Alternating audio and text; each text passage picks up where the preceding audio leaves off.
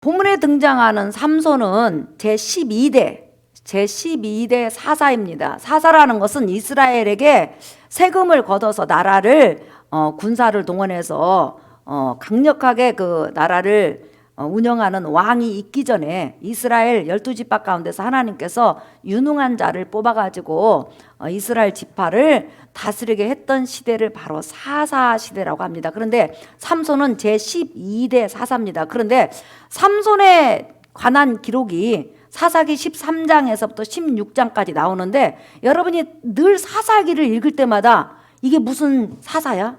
무슨 나실린이야? 무슨 하나님의 거룩한 자가 이렇게 지저분해 삶이? 그러면서 늘 의구심을 가지고 있었을 거예요. 그리고 여러분이 이제 성경을 읽다 보면, 더 사사기를 읽다 보면 의구심이 나는 게 뭐냐면, 사사기 1장에서부터 12장까지 제11명 11명의 사사가 나오는데, 그 사사들의 그 행적을 보면 여호와의 신이 함께했다, 이런 단어가 그 각 사사마다 일생에 한 번 정도 이렇게 기록이 됩니다.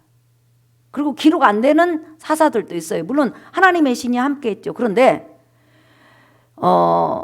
사사 12명의 사사 중에서 삼손까지 말하는 겁니다. 그 다음에 이제 엘리고 그 다음에 사무엘인데, 이 12명의 삼손까지의 12명의 사사 중에서 여호와의 신이 그와 함께 하더라, 여호와의 신이 그를 움직였더라, 여호와의 신이 그를 이끌어갔더라, 이런 단어가 4번 등장하는 사사가 바로 여러분 삼손입니다. 그러니까 우리가 삼손을 육적으로 보면은 굉장히 계속 블레셋 여자하고 결혼해갖고 블레셋 여자하고 문제를 일으키고, 끝내는 블레셋 여자 드릴라한테 빠져가지고 두 눈이 뽑혀가지고 블레셋 신전에서 비참하게 죽은 이 삼손을 보면, 이게 무슨 이스라엘의 지도자야?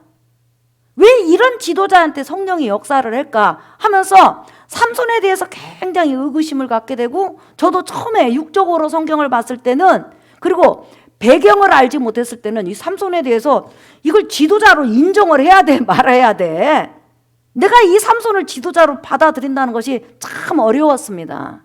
그러나 오늘 여러분이 이제 삼손에 대해서 설교를 듣게 되면 조금 다른 시각에서 삼손을 생각하게 되고, 그 다음에 삼손의 생애를 통해서 예수 그리스도를 어떤 방향으로 소개하려고 했는지 이 본문을 통해서 여러분들에게 말씀을 드리도록 하겠습니다.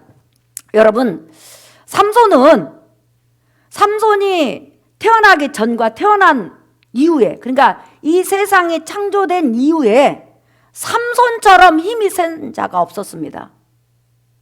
어느 정도로 여러분 힘이 셌냐면요, 여러분 잠깐 한번 보세요. 사사기 16장 1절 보세요.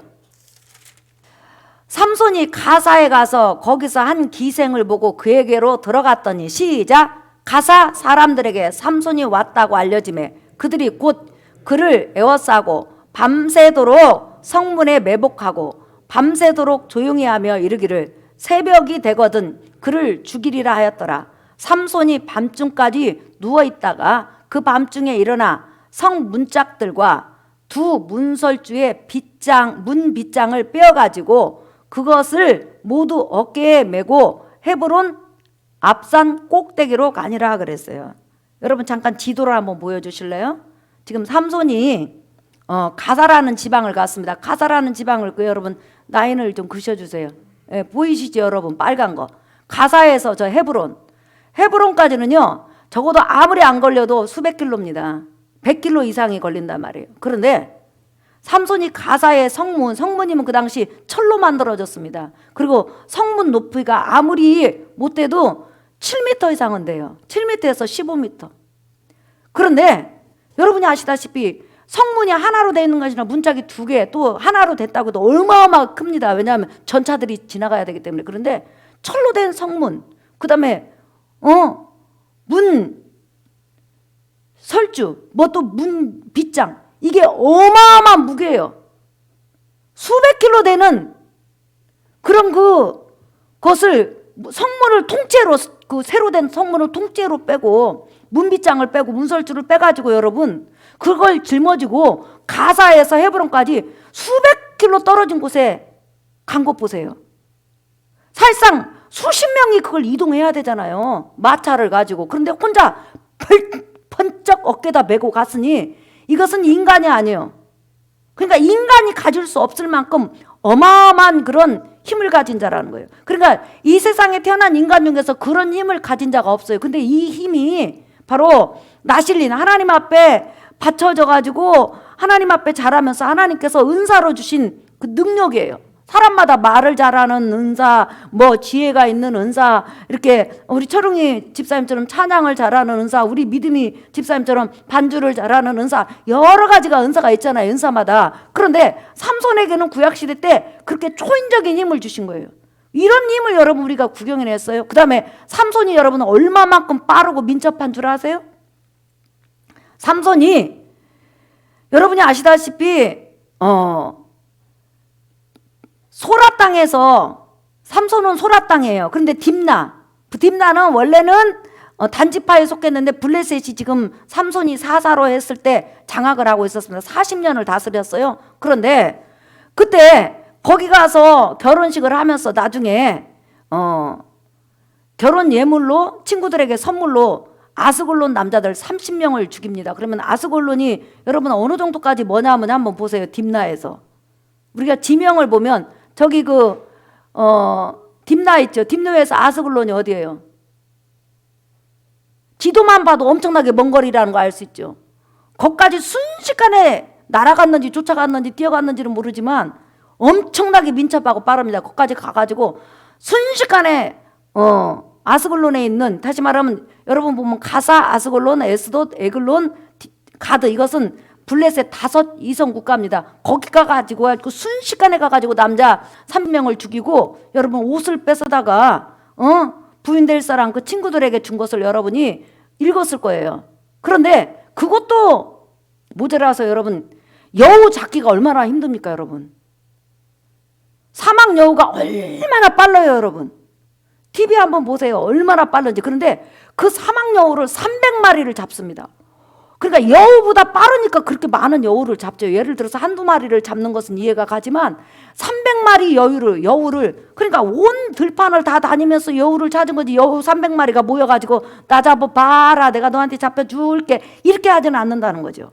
근데 300마리 여우를 잡아다가 나중에 꼬리를 2마리씩 묶어가지고 거기다 불을 달아가지고 블레셋 온 지역에 그냥 밭을 홀라당 태워버리는 그런 일을 벌입니다.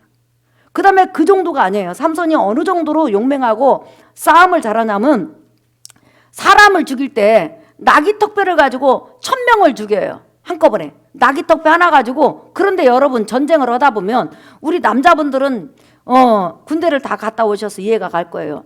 옛날 군대에서 어떤 적군을 잡을 때 꼭 하라고 창으로만 잡은 게 아니라 어떤 용사가 있다, 누구를 잡는다 그러면 그 주위에 매복조를 세워둡니다. 다시 말하면 저격수. 그러면 지금 총이 없기 때문에 지금 시대는 총이 있지만 그때는 저격수가 뭐냐면 여러분 활이잖아요. 활. 그렇죠. 그러면 삼손을 가운데 두고 매복조가 활을 쏘았을 때 애지간한 인간은 활에 맞아 죽죠 여러분. 사방에서 날라오니까. 근데 얼마나 민첩하고 얼마나 싸움을 잘하고 얼마나 빠른지 여러분. 화살 수백 발이 날라와도 그 화살을 피하고 나귀턱뼈로 저 블레셋 군사 1000명을 죽일 만하니 얼마나 대단한 사람이에요. 그뿐만 아니라 나귀턱뼈로 죽인 것도 모자라서 여러분 어떻게 삼손이 죽인 줄 아세요? 나중에 자기가 결혼한 부인을 블레셋 사람들이 다른 남자한테 주니까 열받아가지고 블레셋 남자들을 전부 다 죽임에 있어서 여러분 목을 쳐서 죽인다든지 아니면 손을 칼로 죽인다든지 이러지 않고 다리를 부러서, 이 종아리 다리 있잖아요. 넓적다리하고 이 종아리 다리를 부러뜨려서 죽이는, 전쟁을 하면서 여러분 사람의 다리를 꺾어갖고 죽이는 그런 여러분 죽음을 한 번이라도 여러분 보셨어요? 못 보셨지요? 자, 여러분 잠깐 한번 보실래요? 자, 15장 8절 보세요. 시작. 블레셋 사람들의 정강이와 넓적다리를 크게 쳐서 죽이고 내려가서 에담바위 틈에 머물렀더라 그랬죠. 사람을 죽이는데 다리를 분질러서 죽이는, 또 넓적다리를 쳐서 죽이는 그런 대단한 용사였어요. 쉽게 말하면 살인병기라고 할 수 있을 정도로 두 손을 쓰고 그냥 날아다니고 수십 킬로를 그냥 빠른 걸음에 날아다녀요. 여러분, 말보다 빨리 달린 사람이 성경에 누구죠? 군마. 사람이 아무리 빨라도 여러분, 뭐 예를 들어 10초를 달린다든지 20초를 달린다든지 뭐 이 정도는 괜찮아요. 그러나 좀 예를 들어서 5분, 3분, 10분을 달릴 때 말보다 빠른 사람이 이 세상에 없어요. 그런데 나중에 엘리야 선지자에게 하나님의 능력이 임하니까 군마보다 빨리 40km 지역을 앞서서 뛰어갔다고 성경에 나와 있죠. 근데 삼손도 이렇게 달리기를 잘하고 전쟁을 잘하고, 그 다음에 초인적인 그런 힘을 가진 그런 사사였음을 우리가 볼 수 있습니다. 이런 모든 능력이 바로 하나님의 성령에 의해서 주어졌다고 성경은 기록을 하고 있죠. 그런데 여러분, 삼손이 사사로서 20년 있었잖아요. 근데 삼손은 이 사사들 중에서 14명의 사사들 중에서 가장 외롭고 고독하게 사역을 했습니다. 여러분, 사사기 1장에서부터 삼손까지 읽어보면요, 삼손하고 전혀 다른 부분이 하나 나와요. 다른 사사들은 예를 들어 적군을 죽이러 간다. 그러면 혼자 적군의 머리를 쳐 죽였다. 그러면 그 다음에 그 사람을 따라서, 다시 말하면 어떤 사사를 따라서 전부 다 돕는 자가 있고 그를 따르는 군사들이 있었어요. 백성들이 있었다는 거예요. 어떤 사사든지 전부 다 그 사사를 추종하고 그를 밀어주고 그를 호위하는 강력한 호위무사들이 있었다는 거예요. 그런데 여러분이 사사기 13장에서부터 16장까지 보면 삼손은 전쟁을 할 때 늘 혼자요. 어디를 가든지 혼자요. 여러분이 이 성경을 보면서 삼손을 읽을 때마다 삼손이 블레셋에 가서 적군하고 싸울 때, 블레셋 사람을 죽일 때 사환이 있었다든지 아니면 동행자가 있었다든지 추종자가 있었다든지 이스라엘 군대가 같이 싸워줬다든지 이런 단어를 하나도 찾을 수가 없습니다. 늘 혼자요. 그러니 여러분은 얼마나 고독하고 얼마나 외롭겠냐는 거예요. 여러분, 20년간 하나님의 백성을 위해서 사역을 하고 또한 사사로서 20년간 있을 때 블레셋이 40년간 압제하던 상황이기 때문에 너무너무 곤란하고 너무너무 힘들고 숨도 못 쉴 정도로 힘든 상황이었는데, 그때 하나님의 백성을 다스리고 백성을 재판하고 백성을 이끌어감에 있어서 추종 세력이 없었다는 거예요. 늘 혼자였다는 거예요. 그러니까 늘 외롭고 고독한 것을 우리가 알 수 있죠. 여러분, 삼손이 사사가 됐을 때는 어느 정도로 블레셋이 이제 이스라엘 백성을 압제했냐면, 이게 이제 배경적인 설명이죠. 블레셋은 이스라엘을 40년간 압제를 하면서 철공 자체를 다 없애버렸어요. 농사 짓는 기구까지 블레셋 사람한테 허락을 맡아서 농사를 지었다는 거예요. 그 다음에 또 하나, 두세 사람이 모이는 것을 허락을 안 했어요. 왜? 40년 압제하면서 우리는 일본으로부터 36년 압제를 당했잖아요. 근데 이스라엘 백성이 40년 압제를 당하면서 블레셋 사람이 어느 정도 이스라엘 사람을 압제했냐면 남자 두세 사람이 모이는 것을 허용을 안 했다는 거예요. 그러니까 두세 사람이 모이면 바로 반역을 깨한다고 생각하고 그냥 조치를 취하고 죽여버렸기 때문에 이스라엘 남자들이 감히 삼손 같은 그런 위대한 그런 능력자가 나타났음에도 불구하고 40년간 얼마나 가슴을 졸이고 생명을 졸이고 마음이 콩닥콩닥 약해졌는지 감히 그런 사사가 일어났음에도 불구하고 블레셋을 쳐부수자, 블레셋을 대적하자, 블레셋을 이 땅에서 내몰아자, 이렇게 마음을 먹고 들고 일어나는 사람이 없었다는 거예요. 그러니까 삼손이 딱 사사가 된 다음에 블레셋을 쳐서 죽여야 되겠는데, 왜? 이스라엘 민족을 파리 목숨처럼 다루고 농사를 지면 전부 다 뺏어가고 40년 동안 인간이 사는 것이 아니었다는 거죠. 너무나 억울했다는 거죠. 그냥 날마다 이스라엘 남자가 블레셋 군인들이 와가지고 압제하고 진치고 감시하는데 그 이스라엘 민족에게 있어서 블레셋 그 사람은 파리 목숨이었다는 거예요. 근데 원수를 갚을 수 있는 길이 없는 거예요. 왜? 두세 사람이 모이면 바로 죽음이 오기 때문에, 가족에게 오고 이웃에게 오고 이스라엘 민족에게. 그러니까 삼손이 사사가 딱 됐을 때 여러분, 어떻게 하면 저 어떤 빌미를 잡아서 저 블레셋을 공격할까? 왜냐하면 한두 사람이라도 모인다든지 아니면 자기가 잘못 행동하면 바로 자기 집안에 죽음이 온다 이 말이에요. 그래서 생각하는 것이 결혼을 빌미로 해가지고 내가 블레셋을 공격해야 되겠다. 왜?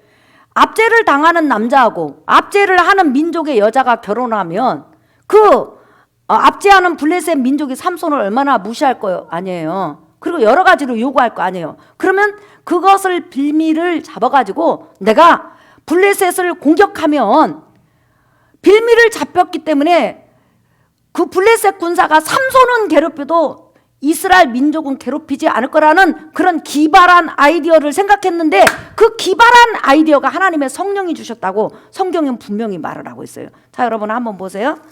사사기. 자, 우리 한번 읽어볼까요? 지금 14장 1절 한번 읽어보세요. 시작. 삼손이 딥내에 내려가서 거기서 블레셋 사람의 딸들 중에서 한 여자를 보고 그렇게 나와있죠. 여기 여자는 기생이 아닙니다. 일반 여자입니다. 자, 그 다음에 4절 보세요. 시작. 그때에 블레셋 사람이 이스라엘을 다스린 까닭에 삼손이 틈을 타서 블레셋 사람을 치려 함이었으나 그의 부모는 이 일이 여호와께로부터 나온 것인 줄을 알지 못하였더라.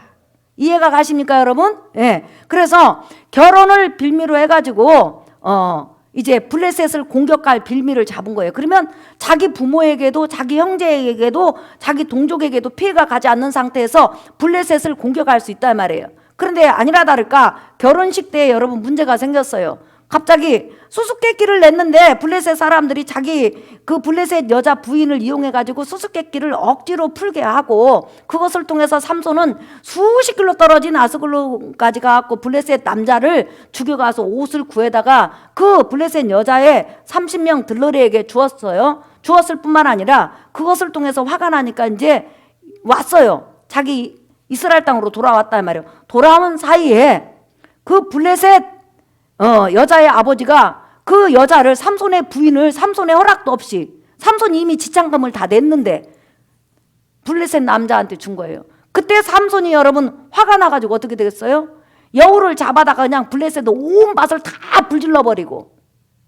왜? 이스라엘에 대한 보복이지. 이스라엘 민족이 농사만 지면 전부 다 뺏어갔잖아요. 그래서 이스라엘 민족은 풀떼죽을 먹고 블레셋 민족은 배가 터지게 먹고 살았단 말이에요. 그리고 나서 그들이 대적하니까 여러분 다리를 꺾어서 죽이는 그런 그 보복을 감행한 것을 볼 수 있습니다. 다시 말하면 이스라엘 민족에게 40년간은 그 악행을 지금 삼손이 결혼을 빌미로 해서 지금 보복을 해주는 거죠. 그뿐만 아니라 삼손은 끊임없이 가사로 갔다가 가드로 갔다가 블레셋이 5 이성 국가로 구성됐죠. 여기로 갔다 저기로 갔다 여기로 갔다 계속 그 블레셋으로 돌아다니면서 블레셋 사람을 죽이러 다닙니다.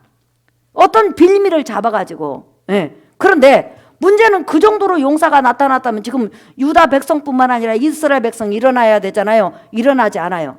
그러니까 블레셋 사람들이 도저히 삼손을 이길 수가 없는 거예요. 화살을 쏘도 못 이기고 칼로도 못 이기고 잡으려고 해도 동해 번쩍 서해 번쩍 이게 방법이 없는 거예요. 그러니까 나중에 삼손이 유다에 있다는 말을 듣고 유다 족속국에 특공대를 보냅니다. 특공대를 보내면 여러분 이 정도 삼손이 힘이 있고 능력 있고 권세가 있으면 블레셋 사람을 향해서 이스라엘 백성은 당연히 일어나야 되잖아요. 그죠? 근데 전혀 예상치 않는 결과가 나옵니다. 여러분 유다 민족이 행하는 걸 한번 보세요. 15장 9절에서 13절. 자, 한번 읽어보겠습니다. 시작. 이에 블레셋 사람들이 올라와 유다에 진을 치고 네이에 가득한지라 유다 사람들이 이르되 너희가 어찌하여 올라와서 우리를 치느냐. 그들이 대답하되 우리가 올라온 것은 삼손을 결박하여 그가 우리에게 행한 대로 그에게 행하려 함이로다 하는지라. 유다 사람 3,000명이 에담 바이틈에 내려가서 삼손에게 이르되 너는 블레셋 사람이 우리를 다스리는 줄을 알지 못하느냐. 내가 어찌하여 우리에게 이같이 행하였느냐 하니 삼손이 그들에게 이르되 그들이 내게 행한 대로 나도 그들에게 행하였노라 하니라. 시작. 그들이 삼손에게 이르되 우리가 너를 결박하여 블레셋 사람의 손에 넘겨주려고 내려왔노라 하니 삼손이 그들에게 이르되 너희가 나를 치지 아니하겠다고 내게 맹세하라 하매 그들이 삼손에게 말하되 이르되 아니라 우리가 다만 너를 단단히 결박하여 그들의 손에 넘겨줄 뿐이요 우리가 결단코 너를 죽이지 아니하리라 하고 새 밧줄 둘로 결박하여 바위 틈에서 그를 끌어내니라 그랬죠. 지금 여러분 삼손이 블레셋을 완전히 쑥밭으로 만들고 지금 다니고 있습니다. 이스라엘 40년의 원수를 갚아주고 있어요. 그런데 문제는 뭐냐면 이스라엘 남자 그 어떤 남자도 삼손을 따라서 지금 블레셋을 대적하지 않는다는 거예요. 그러니 여러분 삼손이 얼마나 외롭고 고독하고 힘이 들겠어요. 혼자 그렇게 하고 다니니까 추종 세력이 일어나지 않으니까. 왜 추종 세력이 일어나지 않는 거죠?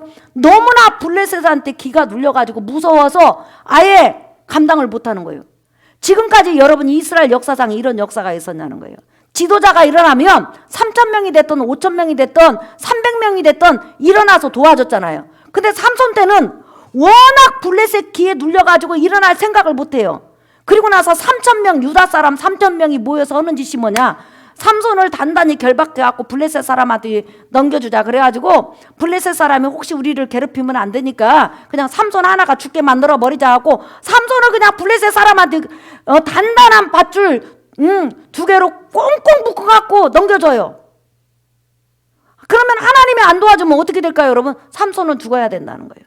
이렇게 삼손은 20년간 사역하는 동안에 가장 외로운, 가장 고독한, 그러면서도 이스라엘 백성 한 사람 한 사람을 생각해서 피해가 가지 않도록 계속 블레셋 땅을 오락가락하면서 블레셋 민족을 죽이고 결혼을 빌미로 해서 죽이고, 그 다음에 삼손이 여러분 일반 집에 들어갈 수 없으니까 기생집에 들어가는 거예요. 블레셋 땅에 기생집에 들어가는 거예요.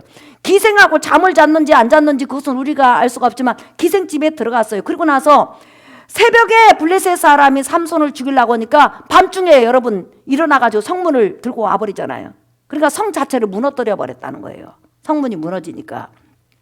이렇게 큰 힘을 발휘했음에도 불구하고 그는 늘 고독한 지도자였고 외로운 지도자였고 그 누구도 그와 함께 하지 않았다는 거예요. 그래가지고 나중에 그게 40년이 아니 20년이 지난 다음에 어느 날 내 생각에는 삼손이 너무 외롭다 보니까 드릴라라는 블레셋 그런 아주 여자에게 빠지게 됩니다.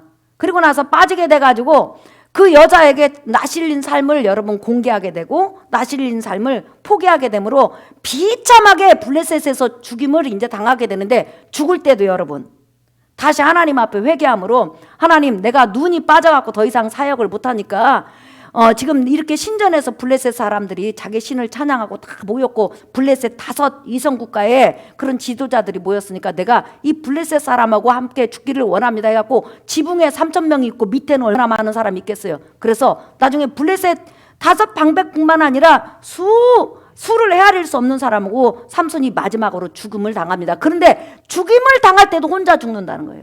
혼자 사역을 시작해갖고 죽을 때 혼자 죽는다는 거죠. 이런 사사가 하나도 없었다는 거예요. 그러니까 그만큼 삼손은 외롭고 고독하고 힘든 그런 인생을 살았고 그런 사역을 했다는 것을 우리가 알 수 있습니다. 그런데 이 삼손의 사역을 통해서 우리에게 보여주시고자 하는 것이 뭐예요? 하나님의 사역을 하다 보면 그렇게 외롭고 고독하고 하나님의 사람으로 살아간다는 것이 힘든 경우가 너무 많다는 거예요. 여러분 지금 사람 속에 갇혀 있잖아요. 쌓여 있잖아요. 남편하고 있어도 아내하고 있어도 자식하고 있어도 수많은 사람하고 있어도 사실상 우리가 하나님의 사람으로서 하나님을 믿고 가다 보면 얼마나 고독하고 외로워요.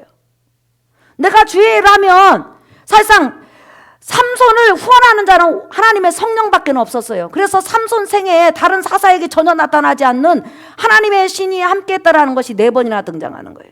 오직 삼손의 이루자는 하나님의 성령이었던 것을 우리가 알 수가 있습니다. 물론 마지막에는 진짜로 잘못을 해서 죽임을 당하는 그런 일이 벌어지지만 그 사역 기간 동안에는 계속 하나님의 성령이 그를 후원한 것을 우리가 알 수가 있죠.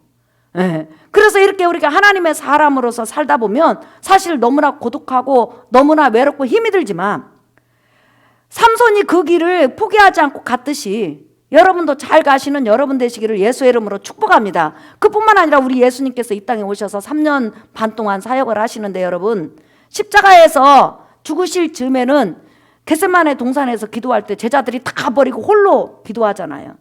그리고 십자가 길을 걸어갈 때, 십자가를 지고 갈 때 억지로 구레네 시몬을 로마 군병이 십자가를 지게 한 것이지 누구 하나 예수님의 십자가를 거두어 주지 않고 고독하고 외롭게 그 길을 갔다는 거죠. 그리고 십자가에 죽을 때 예수님의 제자들, 생태 같은 제자들이 그렇게 많이 있었지만 전부 다 무서워서 발발 떨고 누구 하나 십자가를 말리지 못하고 그대로 여러분 방치하는 것을 볼 수 있습니다. 물론 말린다고 해서 뭐 말려지는 것은 아니지만 그래도 나 저분하고 죽게 해주십시오 이런 사람 하나도 없이 고독하게 겟세마네 동산에서 십자가의 길을, 그 다음에 십자가에서 죽음 당한 걸 볼 수 있습니다. 그러나 그 외로운 길이었지만, 고독한 길이었지만 끝까지 그 길을 가는 것을 우리가 볼 수 있습니다. 오늘 이 본문을 통해서 나와 여러분에게 주시는 하나님의 음성은 바로 하나님의 일을 하다 보면, 하나님의 사람으로 살다 보면 심히도 마음이 외롭고 또 괴롭고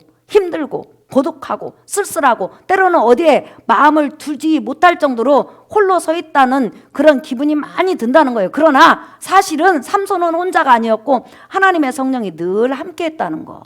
예.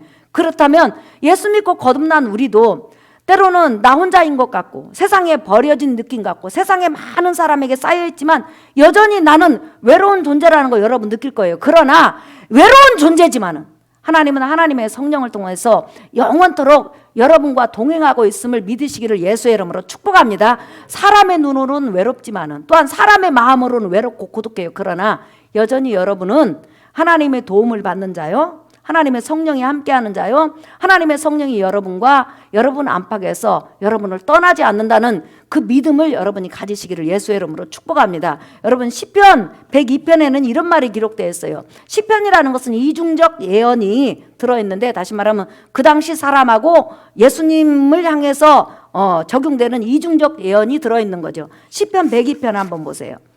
시편 102편 6절에서 7절 시작. 나는 광야에 올빼미 같고 황폐한 곳에 부엉이 같이 되었사오며 내가 밤을 새우나 지붕 위에 외로운 참새 같으니이다 그랬죠. 예. 고난을 당하는 자가 또한 사역을 하는 자가 하나님의 뜻을 따라서 살아가는 하나님의 백성들이 마치 광야는 얼마나 외롭고 황폐하고 외롭고 무서운 곳입니까? 그런데 여러분 올빼미나 부엉이 우는 거 봤어요? 부엉 부엉 할 때 얼마나 그 소리가 슬퍼요.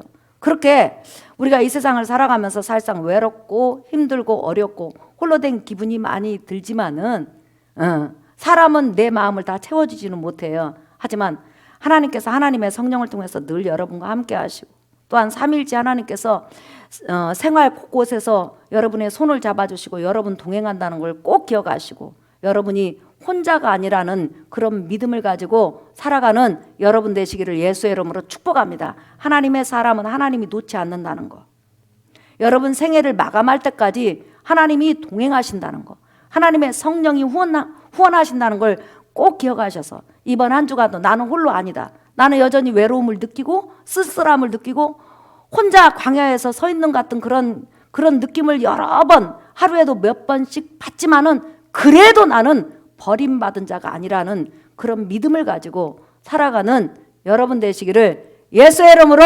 축복합니다. 우리 찬양하겠습니다. 복음성가 23장 여러분 우리 한번 찬양 한 장 올려드리겠습니다.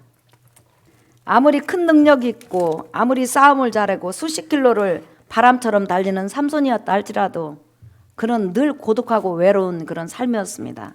예. 어쩌면 우리와 같은 삶이죠. 그러나 우리와 주님은 함께 가시는 줄 믿습니다. 예. 복음성가 23장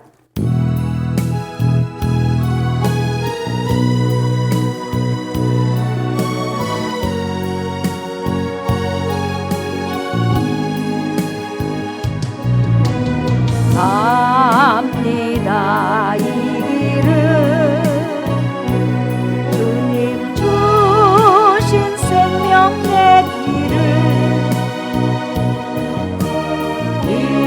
힘들고 외로워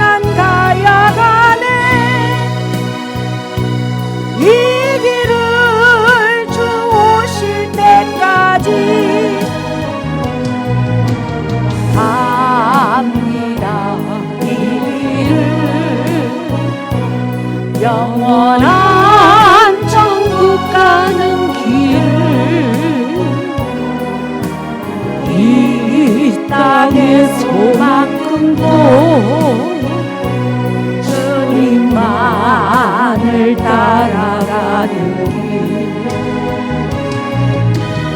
오 나의 예수님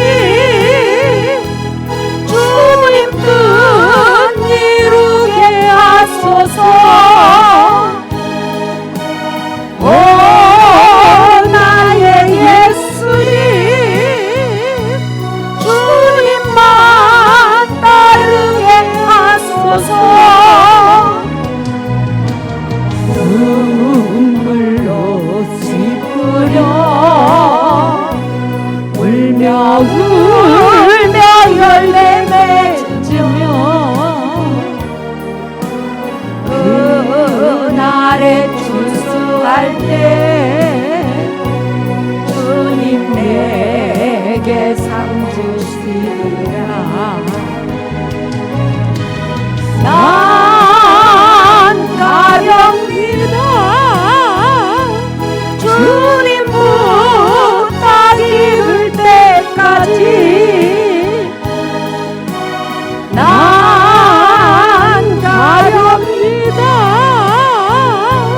기쁨에 거둘 때까지. 사랑하는 성도 여러분, 우리가 예수 믿고 거듭나서 이제 우리가 사명자로서 하나님의 자녀로서 또한 여러 가지 하나님의 은혜를 받고 살아가지만 분명히 우리는 순간순간 하나님의 큰 은혜를 받습니다. 능력을 받습니다.